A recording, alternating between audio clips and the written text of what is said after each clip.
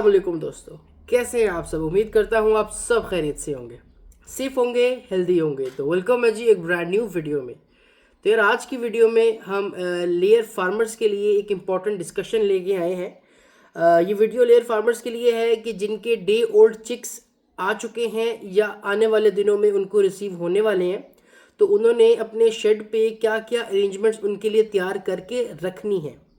एक ऑलराउंड सी वीडियो बनाने की कोशिश करूंगा जिसमें हर एक्सपेक्ट पे मैं बात करूं कि अर्ली चिक मोर्टेलिटी को कंट्रोल करने के लिए ऐसी कौन कौन सी मेजर्स हैं, ऐसे कौन कौन से काम हैं जो आपने शेड पे करने हैं चूज़े के अराइवल से पहले। और जब चूज़ा अराइवल हो जाता है, चूज़ा आपका आ जाता है, तो उसके बाद आपने चूज़े की मैनेजमेंट किस तरह से करनी है जिससे अर्ली चिक मोर्टेलिटी कंट्रोल हो जाए। अर्ली मैनेजमेंट्स जो हैं वो क्या क्या होती हैं।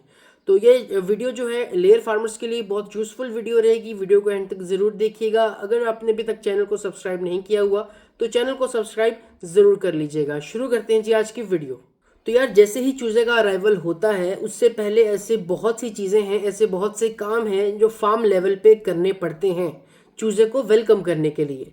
सबसे पहले शेड को तैयार करना होता है। शेड में पार्टीशंस करनी होती हैं, जालियाँ लगानी होती हैं, जाल लगाने होते हैं, नीचे पार्टीशंस करनी होती हैं और हर खाने में, हर पार्टीशन में, ताकि इक्वल अमाउंट ऑफ चूज़ा, इक्वल चूज़े की तादाद को रखी जा सके और उनको आप अच्छे तरीके से मैनेज भी कर सकें, जज भी कर सकें। एक ही पार्टीशन में, एक ही एरिया में ज़्यादा चूज़ा होने से मोर्टेलिटी भी हो सकती है, अचानक कोई हादसा भी हो जाता है क्योंकि चूज़ा पहले बहुत डरता है। तो वो एक चूज़ा जिस तरफ जाएगा बाकी चूज़े भी उसकी तरफ भागते जाएंगे, उसी डायरेक्शन में जाएंगे, तो कुछ चूज़े नीचे दबने की वजह से भी मर जाते हैं। तो इसी तरह पार्टीशंस करनी पड़ती हैं। पार्टीशन से फ़ायदा ये होता है कि 2-3 खानों में आपके इक्वल चूज़े आ जाते हैं और उससे मैनेज करना आसान होता है, चूज़े पर काबू करना आसान होता है। तो पार्टीशंस बनानी है, जाल बनाने हैं और लाइट की इंटेंसिटी को सेट करना है। लाइट की इंटेंसिटी का मतलब है लाइट की शिद्दत। जो आपने लाइट का निज़ाम शेड के अंदर किया है वो तेज़ होना चाहिए। स्लो होगा तो उससे चूज़े की एक्टिविटी जो है वो कम होगी, तेज़ होगा तो चूज़ा ज़्यादा एक्टिव होगा। सेकेंडली, जो लीटर आपने बिछाया है नीचे, जो बुरादा आपने बिछाया है, एक तो वो किस मटेरियल का बिछाया है। लोग लकड़ी का बुरादा इस्तेमाल करते हैं जो छोटे फार्मर्स हैं, लेकिन वो रिकमेंडेड नहीं है, वो टॉक्सिक होता है। जो चावल का छिलका होता है जिसको राइस हस्क कहते हैं, वो एक ऐसा मटेरियल है जो कि सेफ है। अगर चूज़ा उसको खा भी लेता है तो वो इजीली डाइजेस्टेबल है, वो नुकसान नहीं देता। तो चावल के छिलके का इस्तेमाल करना चाहिए और उसकी जो विड्थ है, जो मोटाई है लीटर की, वो 2 से 3 इंच होनी चाहिए बस। लोग 5-5, 4-4, 6-6 इंच कर देते हैं, लेकिन इसका नुकसान होता है बाद में लेटर स्टेजेस पर जाके। आप जब चूज़े की जो नमी होता है, चूज़े की बीट में जो नमी होती है, वो इंक्रीज़ होने की वजह से आप हाइजीन का ख्याल नहीं रख पाते, उसमें उसको आप प्रॉपर तरीके से मैनेज नहीं कर पाते। तो जितनी थिन लेयर होगी, 2 से 4 इंच के दरमियान में आप कुछ भी कर सकते हैं। इससे ऊपर जाएंगे तो बाद में आपको जब शेड के अंदर नमी बढ़ जाएगी तब आपको मैनेज करना आपके लिए मुश्किल हो जाएगा।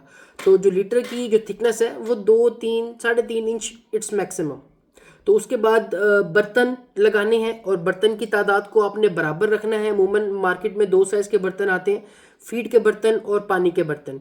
जिन शेड्स में वाटर लाइंस लगी होती हैं उनमें तो निपल सिस्टम होता है, उससे 50 से 55 चूज़ा जो है एक निपल के लिए काफ़ी है।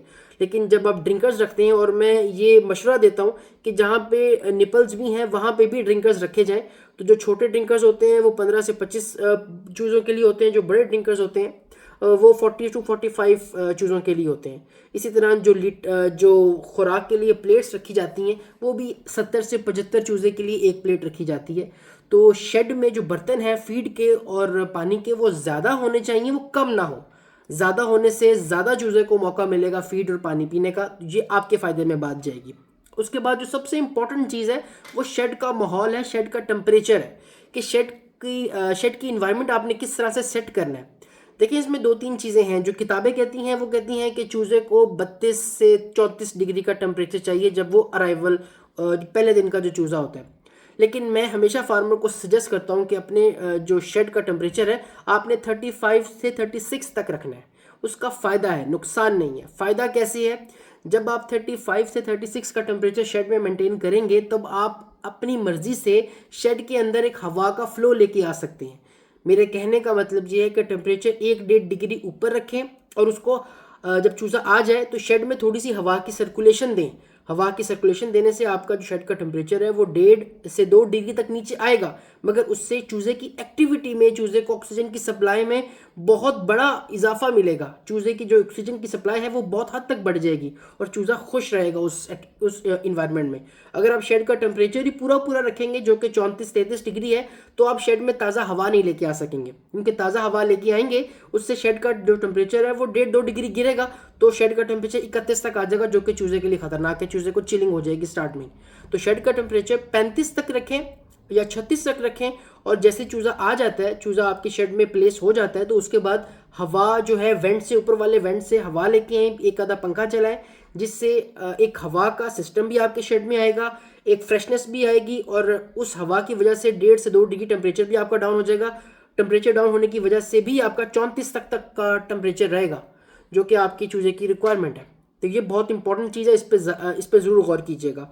और एक बहुत इंपॉर्टेंट चीज़ है कि पहले 3 दिन आपने चूज़े को रेस्ट नहीं करने देना। चूज़ा आ जाता है तो उसको भगाएं, उसको दौड़ाएं, डराना नहीं है, भगाना है। भगाने का मतलब है शेड में राउंड करें, चूज़ा जहाँ पे सोए इकट्ठा होए, चूज़े को इकट्ठा ना होने दें, चूज़े को भगाएं। जितना चूज़ा दौड़ेगा भागेगा उतना फीड पे आएगा, उतना पानी पे आएगा, और उसके अंदर जो योक होती है वो उतनी जल्दी ही डिज़ोल्व होगी, एब्जॉर्ब हो जाएगी। जो चूज़े के अंदर योक होती है उसका पहले हफ्ते में डिज़ोल्व होना बहुत ज़रूरी है। अर्ली चिक मोर्टेलिटी में बहुत बड़ा जो रोल प्ले होता है वो चूज़े की जो योक है वो एब्जॉर्ब ना होना है। चूज़े की योक एब्जॉर्ब नहीं होगी तो अर्ली चिक मोर्टेलिटी जो है वो आपकी ज़्यादा देर तक चलती रहेगी, और आप देखेंगे कि चूज़ा जो है वो 2.5-2.5 हफ्ते का हो जाता है और उसके अंदर भी योक मौजूद होती है, जो कि पहले हफ्ते में ख़त्म हो जानी चाहिए।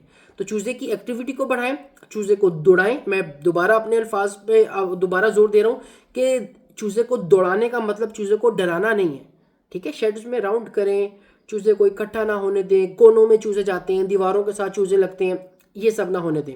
और इसमें मैं एक और चीज़ का इजाफा करूँगा कि जब चूज़ा जो है दीवारों की तरफ जा रहा होता है, दीवारों के साथ लग रहा होता है, तो ये एक बहुत बड़ा साइन है कि चूज़े को ब्रूडर्स के आसपास गर्मी ज़्यादा लग रही है, क्योंकि ब्रूडर्स नॉर्मली जो है वो शेड के दरमियान में रखे जाते हैं।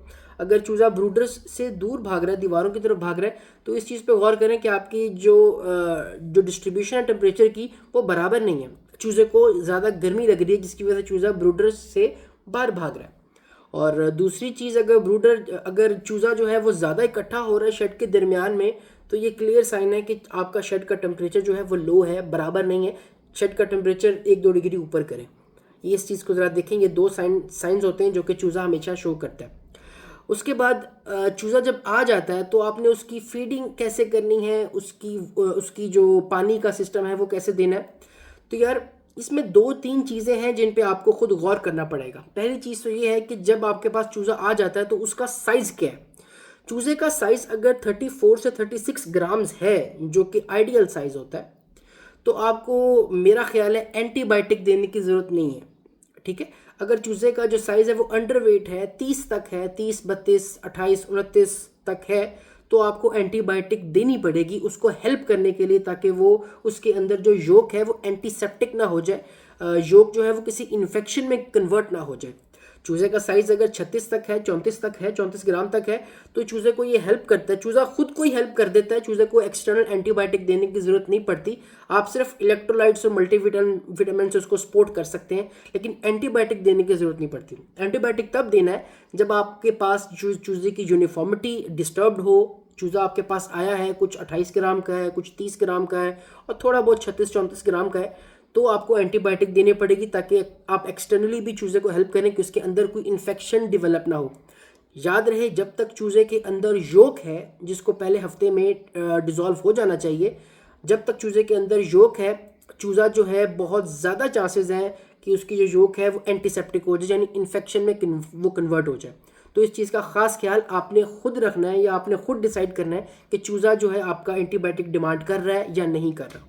एंटीबायोटिक लाजमी नहीं देना, लेकिन किस कंडीशन में देनी है, अगर आपका चूज़ा डिमांड कर रहा है, चूज़े का वेट कम है, चूज़ा खुद को मुकम्मल तौर पर सपोर्ट नहीं कर पाता, तो उसको आपने एंटीबायोटिक लाजमी देनी है। पहले 3 दिन एंटीबायोटिक का कोर्स उसको लाजमी करवाना है।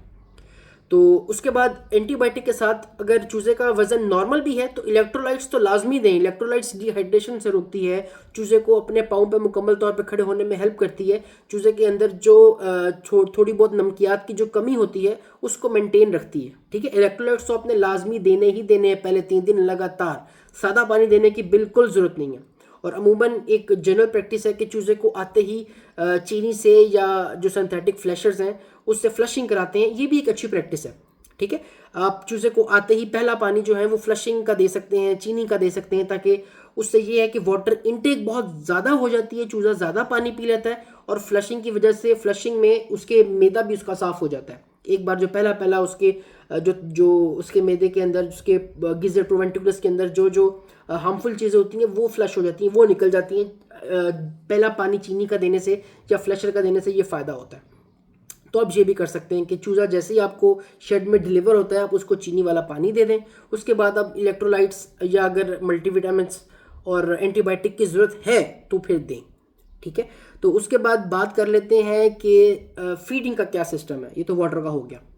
फीडिंग का ये सिस्टम है यार, पहले जो हफ्ता है, पहला हफ्ता आपने फीड का कोई हिसाब नहीं करना। चूज़े को जितनी फीड खाने दें उतना आपके लिए बेहतर है। चूज़ा अगर कुछ ज़ाया भी करता है उसको इकट्ठा करने की कोशिश करें, अगर नहीं होती कोई मसला नहीं, आपकी फीड ज़ाया नहीं होती। ठीक है, जो चूज़ा फीड के साथ खेलता है और फीड बुरादे में मिक्स करता है, लोग समझते हैं कि वो फीड ज़ाया हो जाती है। ऐसा नहीं है। जब वही चूज़ा बड़ा होता है तो चूज़े की आदत होती है बुरादे में लेटने की, जिसको डस्ट बाथ कहते हैं। तो डस्ट बाथ में जब चूज़ा वो बुरादे के साथ खेलता है तो नीचे से उसको फीड भी मिलती है, तो वो फीड खा लेता है। तो ये फीड का ज़ाया होना कोई ज़्यादा परसेंटेज नहीं होती। ठीक है, तो चूज़े को फीड के साथ खेलने दें, फीड के साथ खाने दें। आप उसको दिन में 3 टाइम फीड दें। एक टाइम देंगे तो बहुत ज़्यादा रिफ्यूज़ल होगा, तो दिन में 3 टाइम फीड दें, मगर फीड का हिसाब मत रखें। किताबें जो हैं वो कहती हैं कि 8 से 10 ग्राम उसको स्टार्टिंग फीड दें, मगर ऐसा नहीं करना। आपने उसको फीड खुली देनी है। वो 12 ग्राम खाता है उसको 12 खाने दें, वो 14 ग्राम खाता है उसको 14 खाने दें, वो 16 ग्राम खाता है उसको 16 ग्राम खाने दें। पहला हफ्ता फीड का कोई हिसाब नहीं, हिसाब किताब शुरू होता है दूसरे हफ्ते से। ठीक है, कि आपने 15 ग्राम से शुरू करनी है दूसरे हफ्ते से या 16 ग्राम से शुरू करनी है, वो आपको चूज़ा खुद बताएगा कि भाई 12 ग्राम तो मैं पहले हफ्ते में खा रहा हूँ, तो मुझे इससे ज़्यादा ही दो। तो किताब को फॉलो करेंगे तो स्टैंडर्ड पे आप वज़न ले नहीं पाएंगे। तो बेहतर है कि पहले 3 दिन जो है एडलिप फीडिंग करें। पहला हफ्ता जो है वो एडलिप फीडिंग करें। एडलिप का मतलब है खुली फीड करें। पहला हफ्ता फीड का हिसाब किताब देने की बिल्कुल ज़रूरत नहीं, और दिन में 3 टाइम जो है वो फीड दें। उसके बाद एक जनरल प्रैक्टिस है कि लोग जो है जब चूज़ा आ जाता है वो 1-1.5 दिन बाद लाइट ऑफ करना शुरू कर देते हैं। बहुत बड़ी गलती करते हैं। लाइट ऑफ पहले 3 दिन तो दिखानी नहीं, वो परिंदे को 24 घंटे लाइट ऑन रखनी है पहले 3 दिन, एटलीस्ट 3 दिन। ठीक है, चौथे या 5वें दिन से जाके आप बर्ड को हर 3-4 घंटे बाद कोई 15-10 मिनट का लाइट ऑफ दें, लेकिन पहले 3 दिन आपने लाइट ऑफ नहीं करनी। लाइट की इंटेंसिटी जितनी अच्छी होगी, 40 से 50 लक्स तक होगी, लाइट की ड्यूरेशन जितनी ज़्यादा होगी, आपके चूज़े को हेल्प करेगी फीड मुकम्मल खाने में, पानी मुकम्मल पीने में और अपनी ग्रोथ को मुकम्मल सस्टेन करने में। ये बहुत इंपॉर्टेंट की रोल है लाइट ऑफ ना करने का इसमें, तो इसको याद रखिएगा। उसके बाद एक बहुत अहम चीज़ है वैक्सीनेशन। कि आप जैसे ही हैचरी से चूज़ा आपका आ रहा है, क्या वो वैक्सीनेटेड है। अब वैक्सीनेशन में 2 किस्म की वैक्सीनेशन आती हैं। पहले तो NDIB की आती है, जिसकी वो स्प्रे वहाँ से करके बेचते हैं अगर आपने उनको कहा हुआ है तो। ठीक है, अगर आपने उनको नहीं कहा हुआ तो कहा करें भाई, या तो अपने फार्म लेवल पे आके खुद कर लिया करें, लेकिन वो एक स्ट्रेस हो जाता है। हैचरी पे तमाम चूज़े 100 की ट्रे होती है, तो 100 की ट्रे पे एक ही बार स्प्रे हो जाती है, तो वो जो वैक्सीन है उसकी डिस्ट्रीब्यूशन अच्छी हो जाती है। तो हैचरीज पे ही वैक्सीनेशन, जो पहली वैक्सीनेशन है वो लाजमी कराया करें। और सेकेंडली अपनी वैक्सीनेशन में एक वैक्सीन है कॉक्सी, उसका लाजमी शेड्यूल करें। जो कॉक्सी है अमूमन डीबेकिंग के बाद की जाती है। डीबेकिंग आप ये देखें कि अगर आपने डीबेकिंग 8वें-9वें दिन पे करा दी है तो आप 12-13 दिन पे कॉक्सी की वैक्सीनेशन करा सकते हैं। कॉक्सी की वैक्सीनेशन पानी में नहीं होती, फीड के ऊपर स्प्रे करके इसको देना पड़ता है। इसकी भी एक डोज होती है, वो मैं एक सेपरेट इस पर डेडिकेटेड वीडियो मैं बना दूंगा अगर आप कहेंगे तो, कि कॉक्सी की वैक्सीनेशन कैसे करनी है। लेकिन अपने वैक्सीनेशन प्लान में कॉक्सी को लाजमी शामिल करें।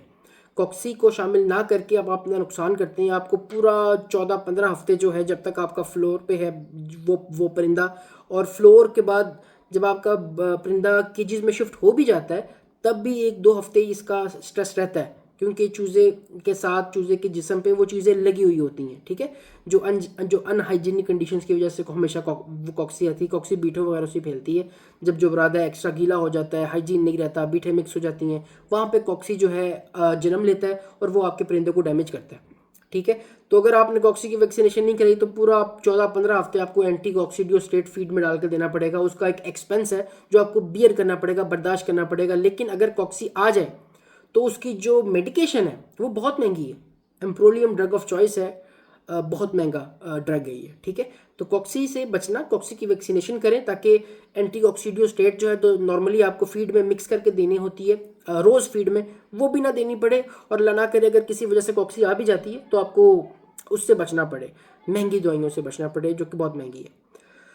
और सबसे इम्पोर्टेंट चीज़ जो इन सब पे हावी है वो है प्रॉपर फीडिंग, प्रॉपर न्यूट्रिशन, ठीक है। प्रॉपर फार्मूले को फॉलो करें, किसी भी न्यूट्रिशनिस्ट से, अच्छे टेक्निकल बंदे से फार्मूला बनवाएं और उस फार्मूले को फॉलो करके इसकी फीडिंग करें। चूज़े की पहले 2-3 हफ्ते में जो ग्रोथ हो जाएगी ये इसका पावर प्लस है, ठीक है, ये इसका बोनस है, ये इसको पुश करेगा आगे भी इसी तरह तेज़ी में वज़न गेन करने में, ठीक है।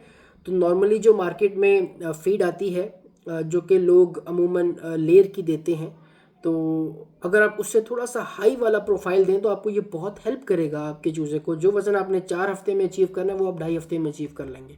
इसका फ़ायदा आपको ही होगा। तो न्यूट्रिशन के बारे में कोई भी आपको हेल्प चाहिए हो, कोई भी कंसल्टेंसी चाहिए हो तो आप डायरेक्टली मुझसे रब्ता कर सकते हैं।